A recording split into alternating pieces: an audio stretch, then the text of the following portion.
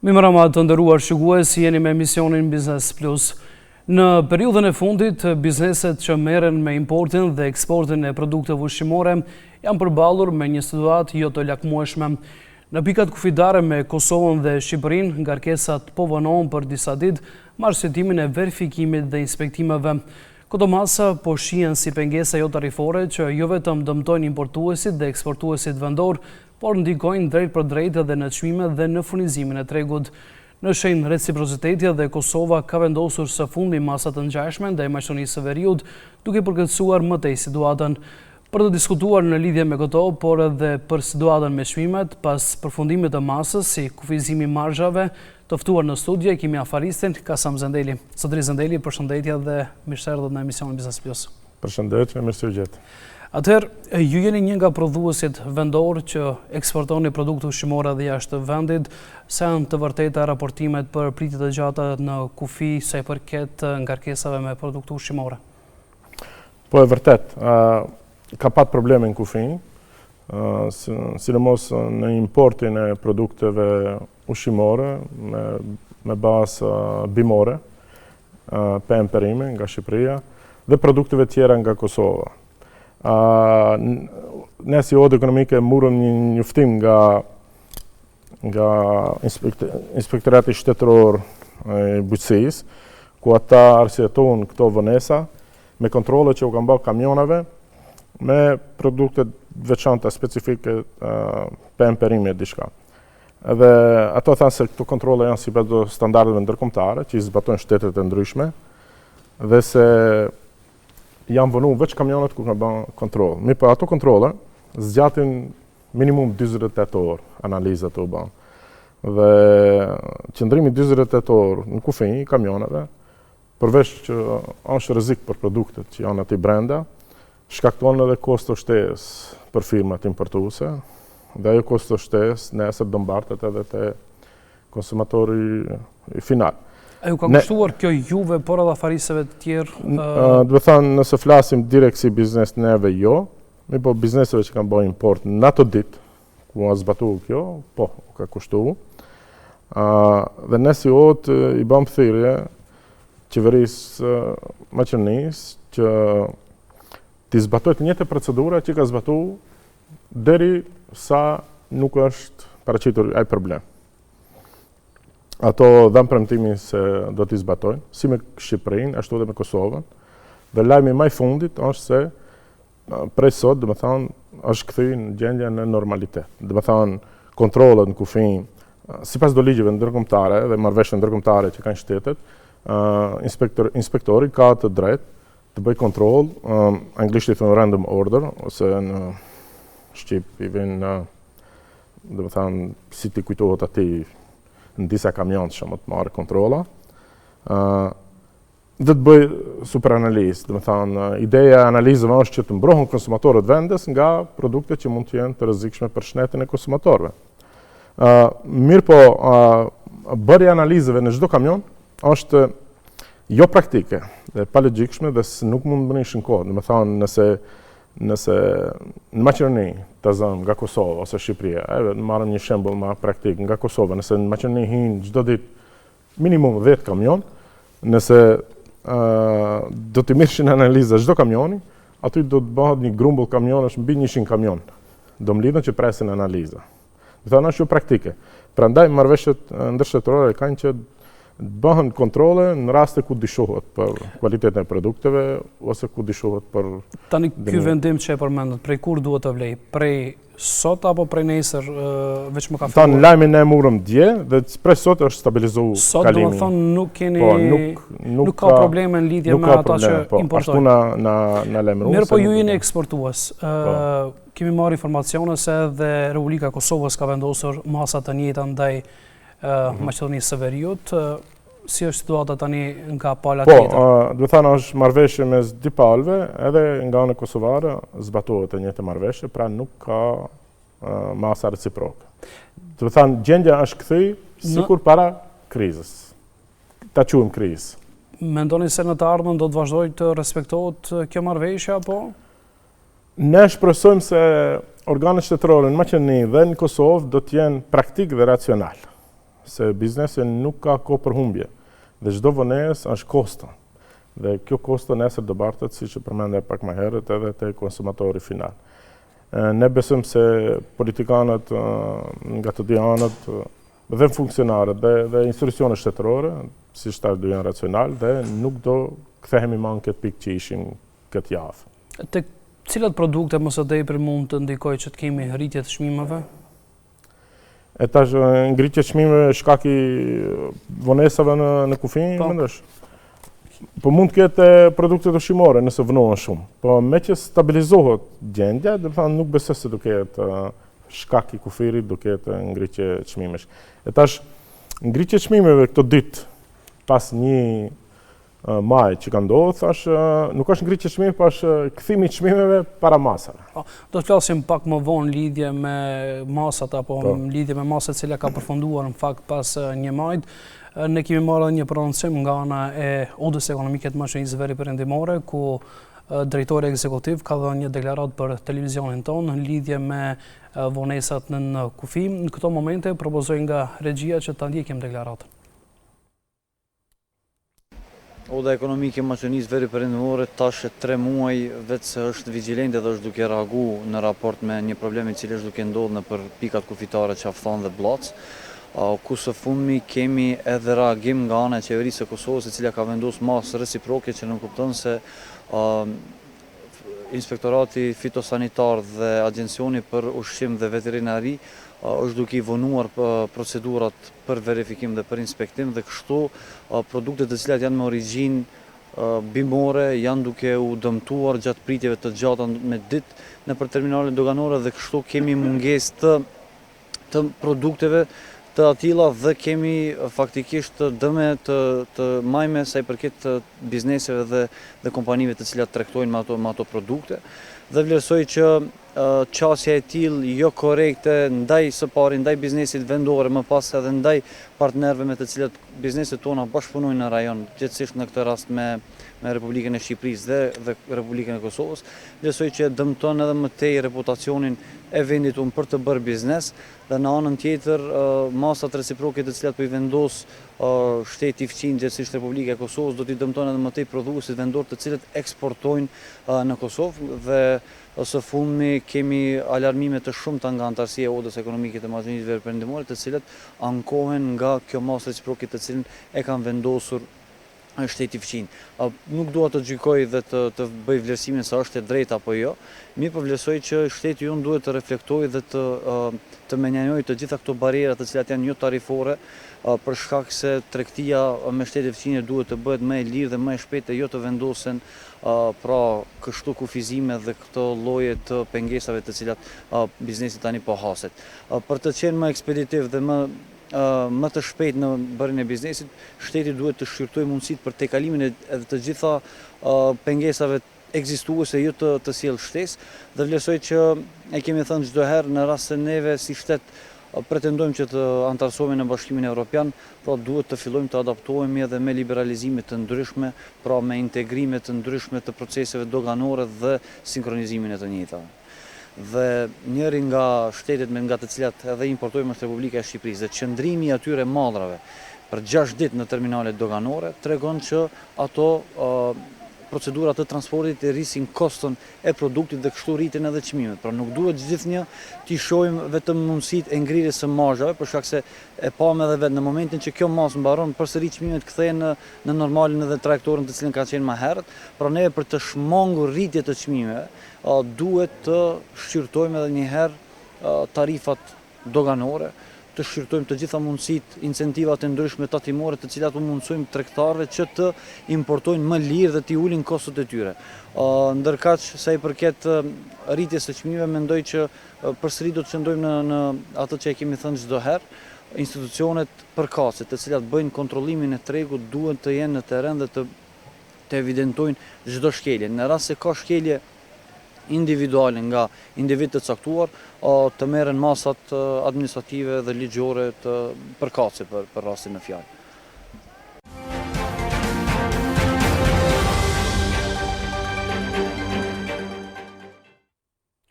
Jemi rikthyer sërish në studio për të vazhduar bisedën me të ftuarin tonë. Zoti Zendeli, e dëgjuam zotin Zeqiri, i cili tha se oda ekonomike ka ngritur shqetësime serioze prej 3 muajsh. A mendoni se institucionet duhet të jenë më efikase kur kemi të bëjmë me problemet këtilla të cilat të ndikojnë drejt për së drejti në xhepin e qytetarëve, të themi? Patjetër, ne si ODA reagojmë çdo herë kur ka kësi problemesh në kufinj apo në çfarëdo sektori tjetër. Normal institucionet shtetërore duhet të jenë shumë si hapër dhe duhet të kenë shumë kujdes mos e pengojnë biznesin, sepse fundit jemi ne biznesi dhe konsumatorët që mbajnë buxhetin e shtetit nga cilën këto institucione marrin rroga, ta në ekzistojnë. Prandaj çdo veprim të tyre duhet fundit të konsultohen edhe me odat ekonomike, se ne atyre do të japim atë këshillën nga praktika, nga praksa, dhe jo ato vendimet mirën nga zyrat, nga kulturqet në zyrat jenal, kur janë pushtetarët. Prandaj, oda ekonomike çdo herë do të ngrenë zërin për kësi problemesh, do të jemi avangard i biznesit, mbrojtjet biznesit, dhe mbrojtjen e përgjithshme të vlerave socioekonomike të shtetit. Probleme të tjera ju si afarist përballeni kur kemi të bëjmë me kësi probleme, themi, të barierave administrative gjatë punës së përditshme, të cilën e keni? Individualisht ne nuk kemi shumë probleme, përsi niveli vetdijes institucioneve vit për viti shkon duke u ngritur. Zëri i odës ndikon të institucionet janë duke u bërë më të vetëdijshme për hapat që ndërmarrin ata, qofshin hapa në drejtim të duhur ose të gabuar, këshillohen me odën, ne nga bizneset marrim informacion për problemet e tyre që mund t'i kenë me administratën, me doganën ose me çfarëdo pjesë tjetër të shtetit, dhe ne u transmetojmë ato dhe ju japim direktiva dhe ju japim zgjidhje, opsione, se kjo është zgjidhja më e mirë që duhet bëhet, që edhe shteti funksionon si shtet, të mbledh atyrat e veta, tatimore, çfarë do qofshin ato, dhe biznesi të funksionon siç duhet. Pra, ne, siç e përmendën, ne çdo herë do jemi avangard të biznesit me qëllim mbrojtjen dhe avancimin e biznesit dhe interesit përbashkët në shtetin tonë. Në rregull, tani kalojmë tek një temë tjetër që ka të bëjë me çmimet. I përmend edhe më herët se këto pengesa ndikojnë që të kemi edhe rritje të çmimeve të produkteve ushqimore. Prej këtij muaji nuk është më në fuqi masa për kufizimin e marzhës tregtare për produktet ushqimore. Mirëpo, autoritetet kanë paralajmëruar se në rast se në treg vërejë rritje e çmimeve, sërish do ta kthejnë të njëjtën. Më intereson se si e komentoni ju këtë ndërhyrje të vazhdueshme, themi, të autoriteteve në treg sa herë që kemi luhatje të çmimeve. Shiko, le të serojmë këtë terminin e parë një herë. Do të thonë, nuk ka rritje çmimesh, por ka kthim të çmimeve në periudhën para ndërhyrjes së shtetit. Pra thoni në momentin që masa nuk vlen, çmimet janë rikthyer siç kanë qenë më herët. Siç kanë qenë. Shiko, njeriu si qenie njerëzore, njeriu si qenie e cila logjikon, mendon, është një krijesë racionale, qoftë si konsumator, qoftë si biznes.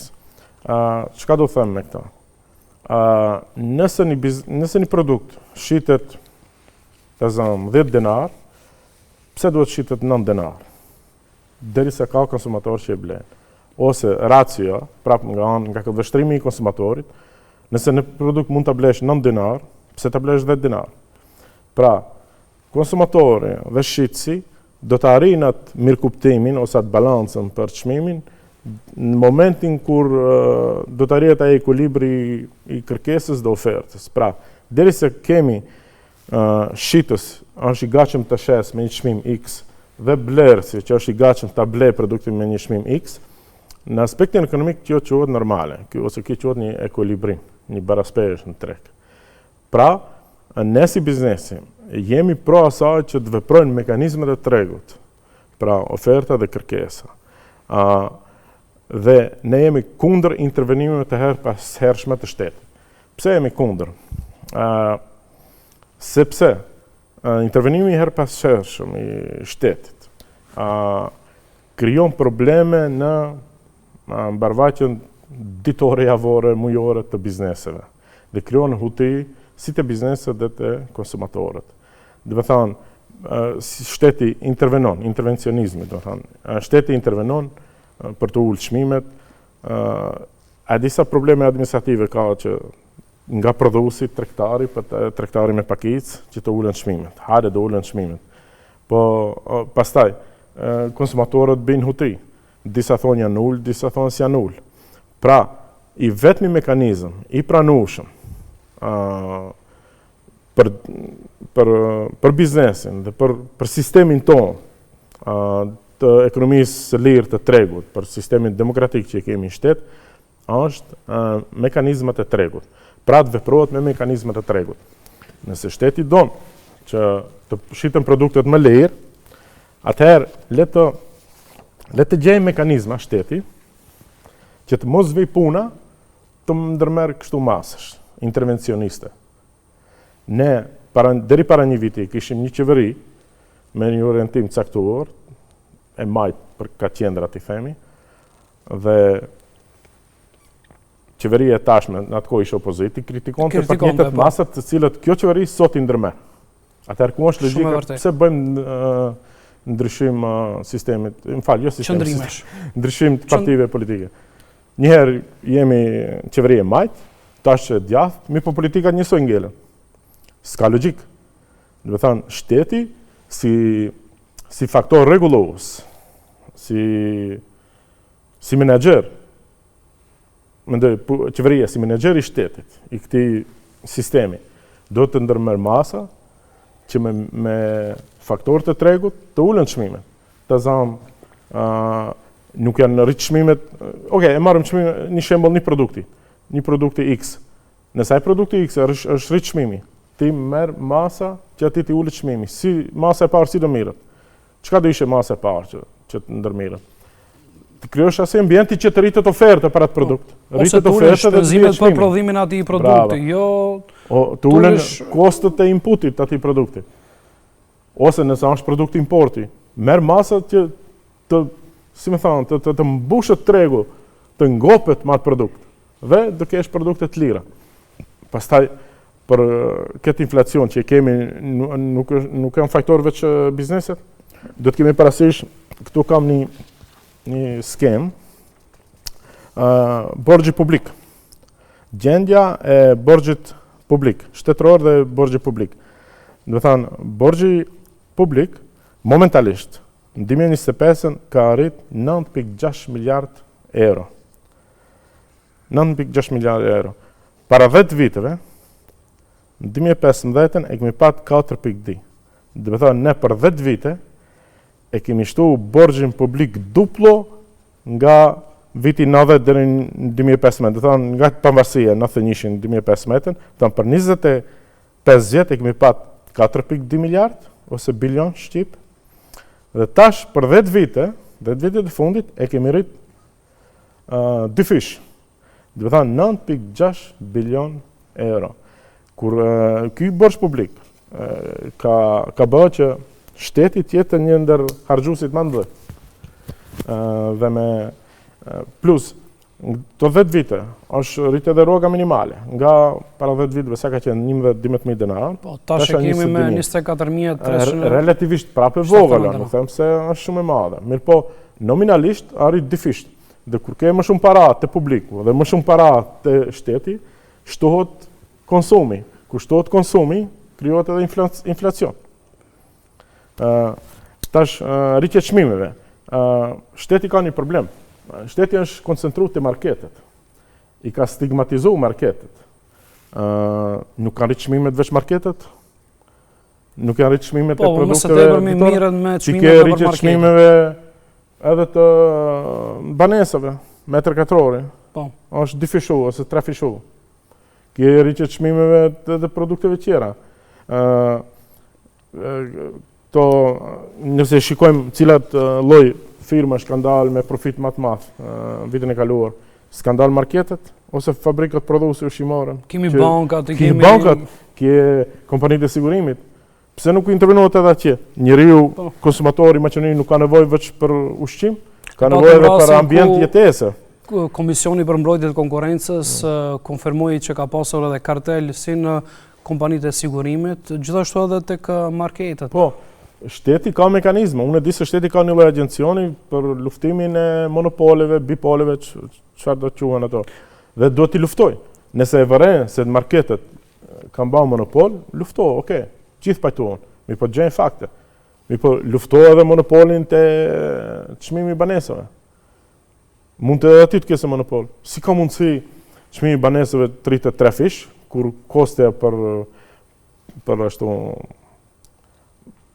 është arrit shembull betoni ose nuk kemi informata që bllokat janë arrit për 23%, a 3 fish çmimi i banesave. Ku on logjika? Paga minimale 400 euro, paga mesatare 43.000 denar, pastaj, edhe metra katror. Pra gjithë këtë inflacion, ta di publiku, e krijojmë ne, njerëzit, duke rritë kërkesën për ushqime, për automobila, për banesa, për çdo gjë. Do të thonë ne jemi bën shoqëri konsumatore. Ne konsumojmë çdo gjë, do të thonë çdo para që fitojmë, ne në fund muajit e harxojmë. Po, në rregull, edhe pse kthehemi pak tek kjo kufizimi i marzhës, më së tepër vlente për tregtarët, më intereson a ka pasur kjo ndikim tek ju si prodhues.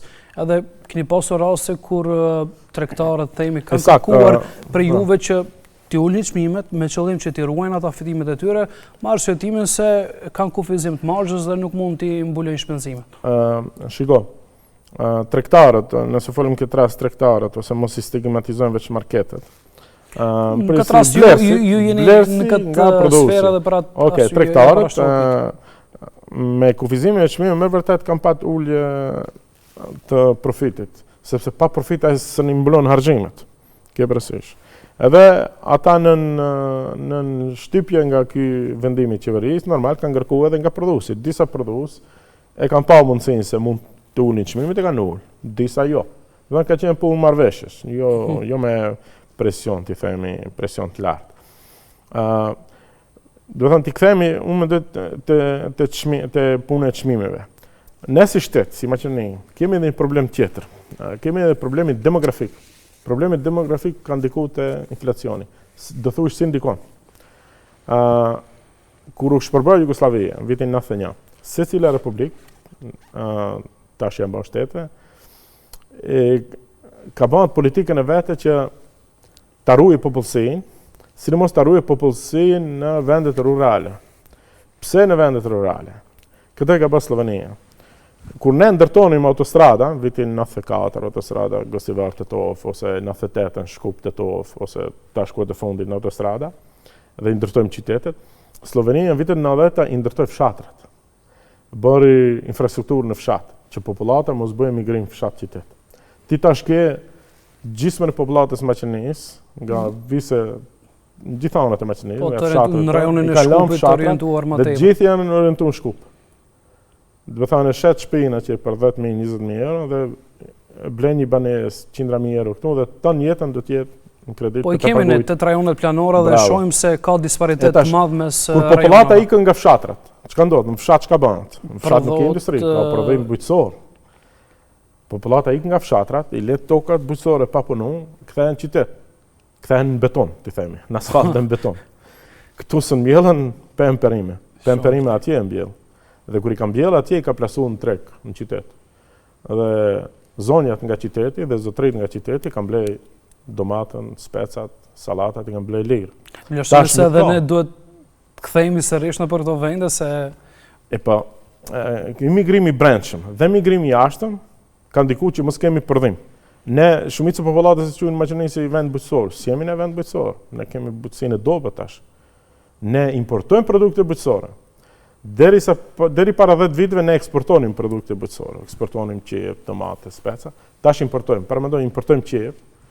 Kemi një rajon në Gosivar që njihet për qep. Tash importojmë qep nga Shqipëria, ose sallata, ose atje kanë klimin i mbjellin më herët. Çka duhet bëhet sipas jush që të përmirësohet kjo pasqyrë se përket prodhimit të produkteve bujqësore?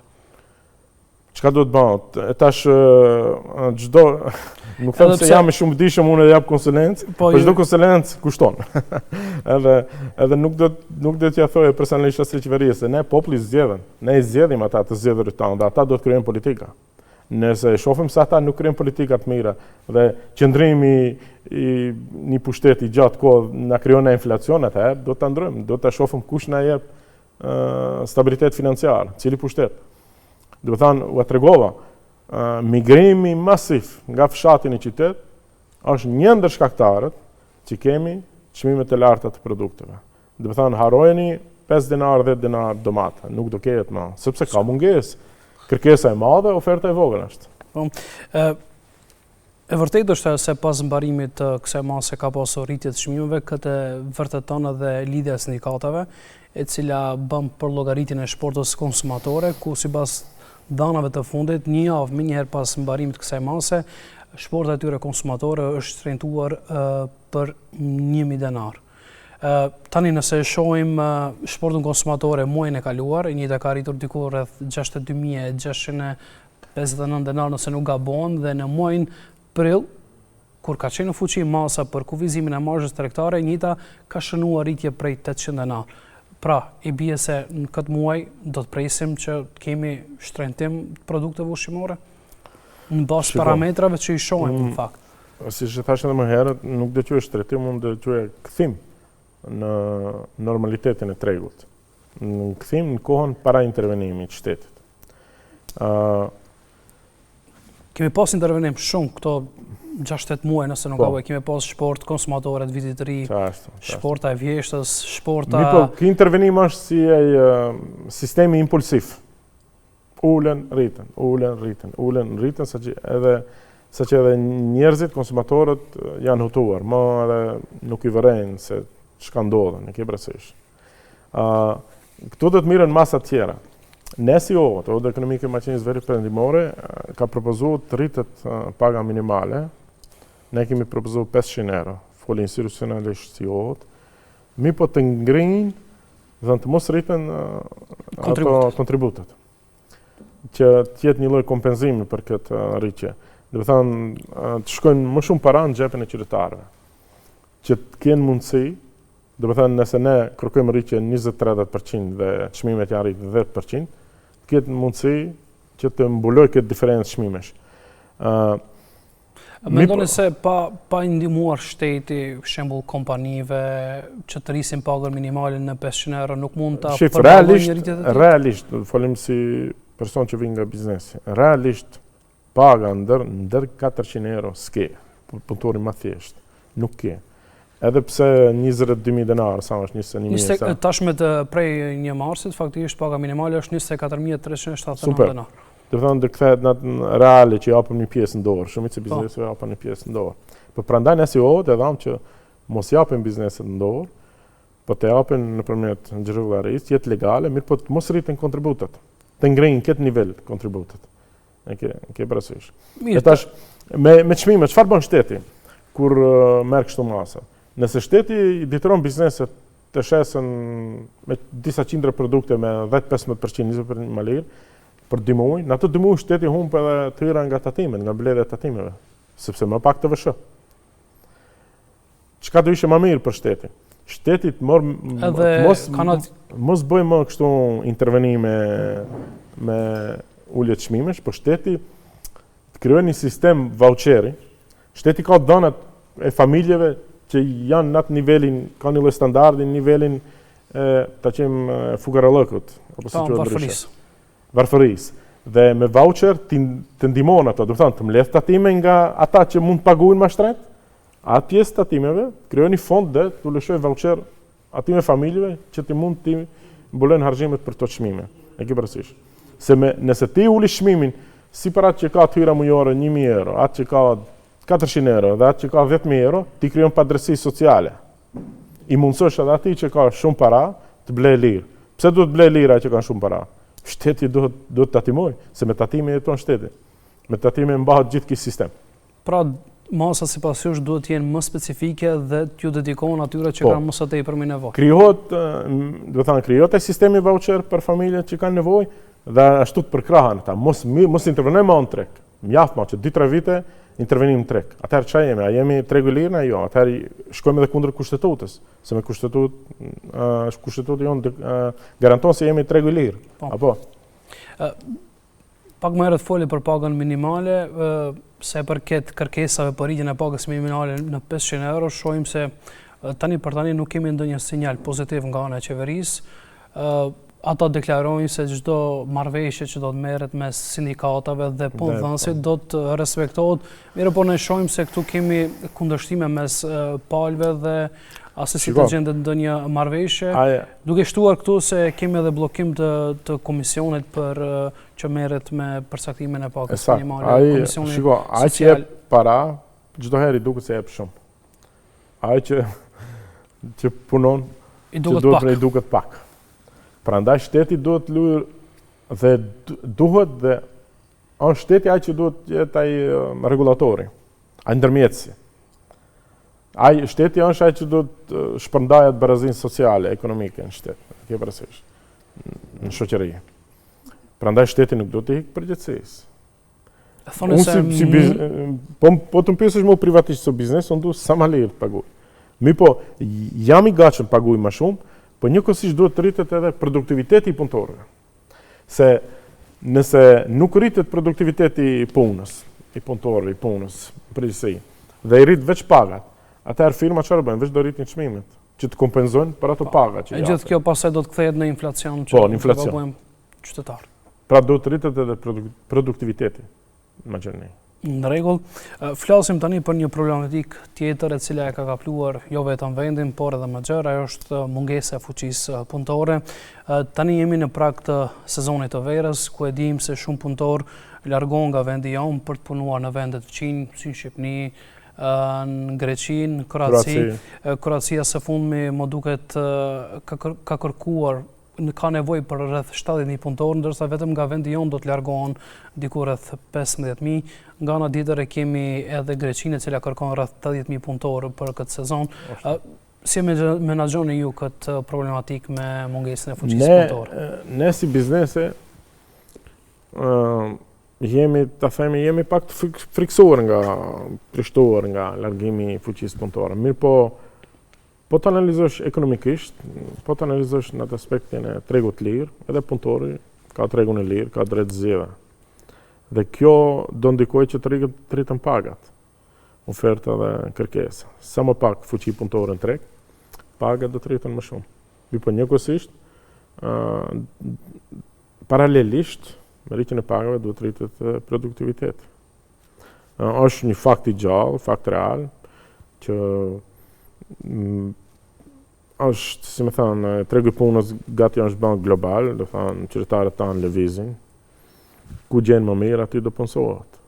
Mirë, kur e shohim këtë se vendet fëqinj po na marrin edhe punëtorët, tani si do të gjejmë zgjidhjen e pam se ideja për të importuar fuqi punëtore nga jashtë nuk po jep edhe rezultate. Nuk jep rezultat sepse ka dy gjëra. Fuqia punëtore nga jashtë, kështu, po ta analizojmë hartën e Evropës dhe merre një shigjer, kështu, një drejtim. Kërkesa e fuqisë punëtore shkon nga perëndimi për nga lindja.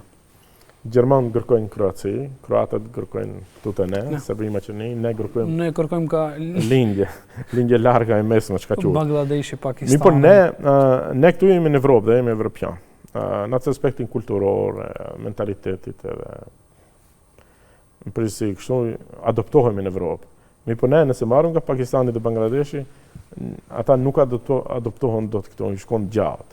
Dhe ata kur vinë këtu, nëse ne punëtorë jonë na ikën sepse ka rrogën 400 ose 500 euro, ti kërkon paguash njëjtën çmim, po, aty nga Bangladeshi. Ai nga Bangladeshi nuk vjen në Maqedoni për 500 euro.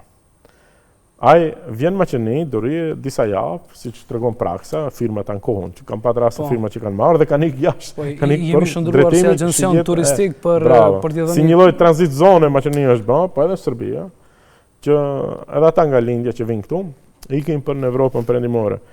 Prandaj unë bëj thirrje gjithë kolegëve biznesën në Maqedoni që më mirë nëse ke mundësi rritë rrogën atij personi që e ke në punë, që e njeh punën, që kulturalisht, psiqikisht, dhe në të mos bëhem racistash, dhe në të spekin ato anshi i vendit, më mirë uja ata, shto e rogën ati, se sa të mirësh me një që as mirësh vesh me gjuhën, kulturën, të vijen nga jashtë, edhe stri për 500 euro. Edhe më shqetësuese ishte ajo se një numër i madh i këtyre punëtorëve që vinë nga jashtë, ju jepishin kompanive të huaja të cilat operojnë në vendin tonë për të punuar, që nuk ka asnjë farë logjike kur ke mungesë të shembull kemi kompanitë vendore të cilat kërkojnë punëtor, ndërsa ata të njëjtët ju jepen kompanive tuaja, sidomos disa kompanive të ndërtimit cilat janë. Unë kam pat rastin të shoh punëtor të huaj, kam pa të kjo kompania e huaj që ndërton rrugën Tetovë-Gostivar.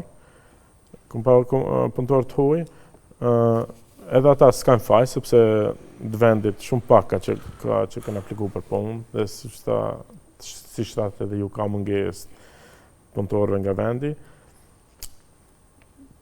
Edhe ajo nuk ka zgjidhje. Unë ndjova edhe zëvendës tash nuk e di është ende zëvendës drejtori asaj agjencisë rrugëve. Ndërmarrjes për rrugë shtetërore. Është në largim me sipër, nuk e di, a ka dhënë dorëheqje apo jo. Që tha është në pikën 0 ndërtimi rrugës Tetovë-Prizren. Plani është për 2 vite, mund të shkojë edhe po për korridorin tjetër. Mund punëtorë dhe faktorë të ndryshëm e ke parasysh. Do thënë, çështja e punëtorëve do të jetë problem me qenë. Do të jetë problem.